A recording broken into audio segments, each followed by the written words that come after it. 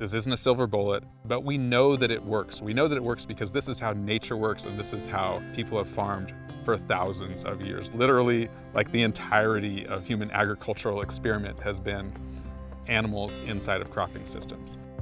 Just because we've grown away from that in the last 50 years doesn't mean that it can't still work. You just have to put in the effort of trying it out.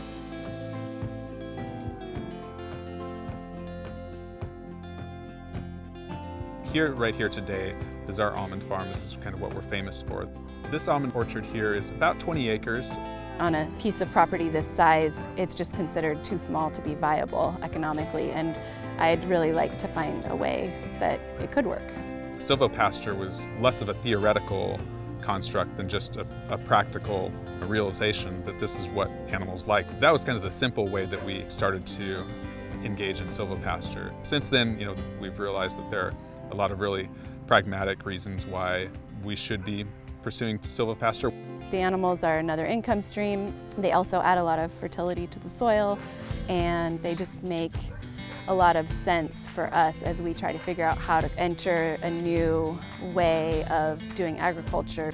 The benefits of having the sheep out here, the most obvious one is that they're eating the grass out here. They're kind of clearing vegetation for us. They're also obviously dropping manure onto the field, so there's a nutrient benefit to them being out here.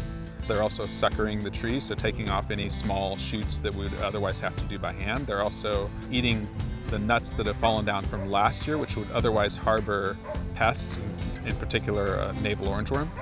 So this is our second year managing this orchard, and on the first year we just kind of let the weeds grow up, and we called that a cover crop. The sheep liked it. They seemed to appreciate whatever was kind of like naturally occurring here, but this last spring we got some cover crop seed and planted it in, and it's done really well. We have a lot more just biomass, but we also have a lot more diversity within our cover crop on the orchard floor. Diversity in your cover crop leads to diversity in your soil biology, which leads to more resilience, more aggregate stability. That's kind of the big goal of cover cropping. So the sheep are really exciting because they just take all of that biomass out of the way. Integrating the cover crop is important because we're committed to not using pesticides and commercial fertilizers and all of that. We're really depending on the plants to improve the soil, to help the water penetration go, to help get the nitrogen and the nutrients into the soil. If we're going to be putting water here, we need to maximize what we're getting out of that. I want to be less extractive and more intensive in terms of how we interact with the space that we're able to use. As our water context changes, with the climate and with the SGMA legislation, our water allocations are going to decrease. We'll need to leverage the natural productivity of species that would do well in a drier woodland ecosystem. I think what I would say to someone considering silvopasture is that it probably doesn't have to be as complicated as you think to start with, depending on where you're coming from, whether you've got animals and you're looking for trees, or whether you've got trees and you're looking for animals, or if you're just starting from the beginning. I think you don't have to be able to do it perfectly or completely to be able to start to give it a try.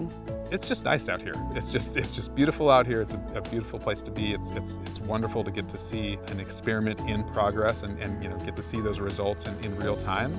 It feels like a sustainable, like this is something that I could see my kids and my grandkids working in an orchard like this. It's not easy work, but I really wouldn't have it any other way.